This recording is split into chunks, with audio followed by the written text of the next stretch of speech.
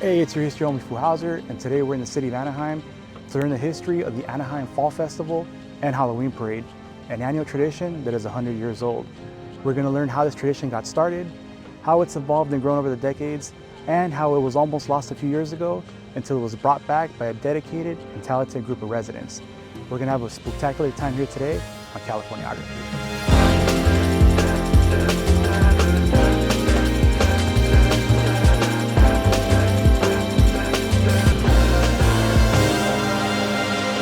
Howser. In the early 1920s, the leaders of the small farming community of Anaheim were dealing with a problem. The mischief and pranks that were being played on All Hallows Eve were getting out of hand. Fences were being stolen, windows were being soaked, outhouses were being turned over, and wagons and buggies were being put on barn roofs. To try and steer the energy of Anaheim's youth towards more wholesome fun, the local Merchants Association decided to hold a Halloween festival and carnival in 1923. Complete with costume contests and carnival games. The event was a massive hit. Not only did it keep the vandalism down, but also fostered community pride amongst the city's residents. The following year, a parade was added, where over 20,000 people attended to view the procession led by baseball superstars Babe Ruth and Walter Johnson, who happened to be playing a Halloween charity game in the neighboring city of Bracho. The Halloween festival and parade became a cherished annual tradition, and as the city of Anaheim grew, the celebration grew along with it, eventually becoming one of the largest Halloween celebrations in the country, with new features being added throughout the years, including an early morning Halloween breakfast, a horse show, a kiddies costume parade, shop window painting, and the Whiskerino and Slick Chick contest, beauty contests for men and women. Whiskerinos were judged on how well they grew and cultivated their facial hair, while the Slick Chicks, later renamed Miss Halloween, were judged on the originality of a costume of their own creation. The celebration really seemed to hit its stride during the 1950s, where each year's celebration had a different theme.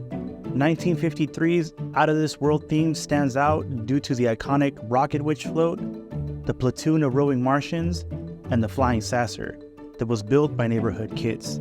That year's festivities drew 100,000 spectators, and that number would consistently be surpassed every year during that decade. 1953 was also a significant year because Disney became involved in the festivities for the first time. The Halloween Parade Committee had invited Los Angeles businesses to sponsor floats, and one invitation was sent to Walt Disney Studios. Unbeknownst to the committee, Walt Disney had been secretly eyeing Anaheim as the possible location for Disneyland, and given the opportunity to join the city's biggest event and foster some goodwill, he offered to have Disney artists design 6 floats for the parade. This extraordinarily generous offer both baffled and delighted the committee, so much that they renamed this section of the parade Walt Disney's Fairyland. The following year, Donald Duck was the Grand Marshal of the parade, and with the construction on Disneyland already underway, the parade featured previews of the theme park's attractions, with floats depicting a fairy tale castle, a riverboat, and a circus train. 1954 is also the year that Walt Disney gifted Andy Anaheim to the city to serve as its official mascot. Andy would go on to become the official logo of the Halloween festival and is still beloved by residents. With Disneyland opening in 1955, the theme park was a prominent feature of that year's festivities, with the Disneyland band leading a horse-drawn circus wagon carrying the Mickey Mouse Mouseketeers. The celebration continued to grow in popularity during the 1960s, even being broadcast on live TV by local news outlets. However, as Anaheim's agricultural industry gave way to tourism and ranchers sold off their land for development, the historic downtown businesses that had been vital to the celebration saw their customers drawn away to more modern shopping malls and shopping centers. By the 1970s, the city's urban sprawl covered over 40 square miles, and the role of small town center that the historic downtown played was gone. The city council launched a redevelopment plan that demolished the original 200 acres of downtown.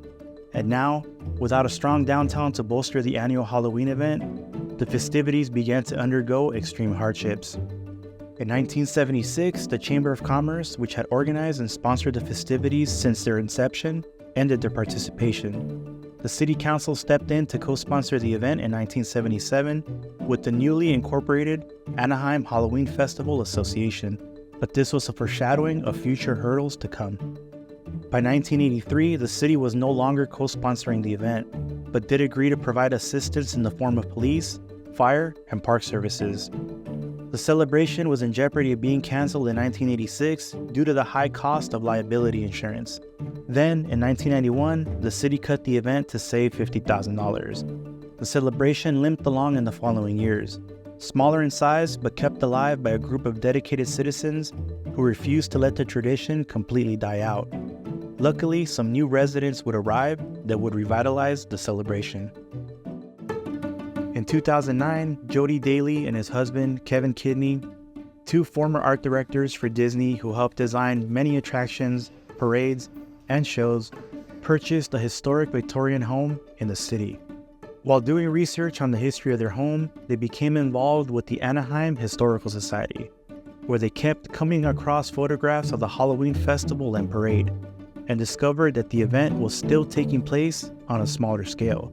We couldn't believe there was a parade in our hometown, and also a really good one. You know, it had been around for a long time, and it had a lot of charm and a lot of whimsical style to it and everything. So we just got involved as volunteers and met a lot of people, a lot of kindred spirits, and since then it's really grown. We've had a lot of people coming in from LA and from San Diego, and they just want to be a part of it because it just looks really, really fun.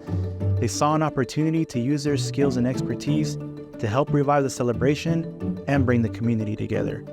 They worked with local businesses, community members, and Disney, and the Anaheim Halloween Parade was brought back in 2012. Paying homage to the celebrations of the past, they have recreated some of the most iconic floats of the past, including the Flying Saucer and the Rocket Witch.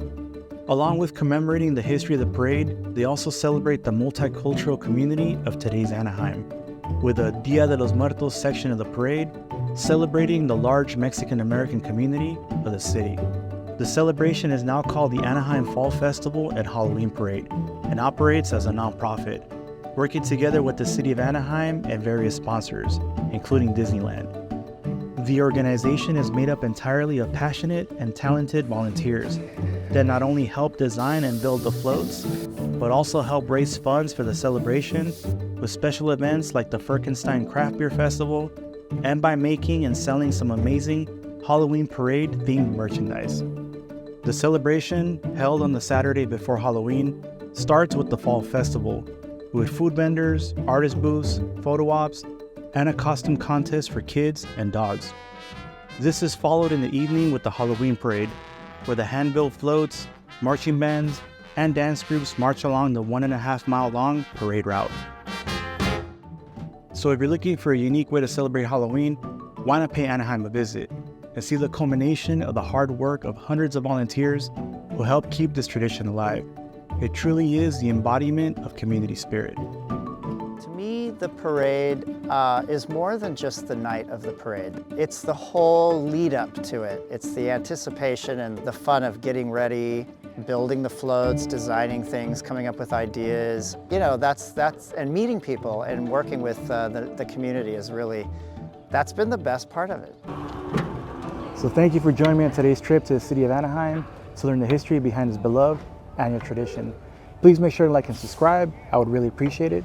Until next time when we, because remember, it's you and me, continue to explore the history that can be found in this great big backyard of ours called California. All right, see you soon.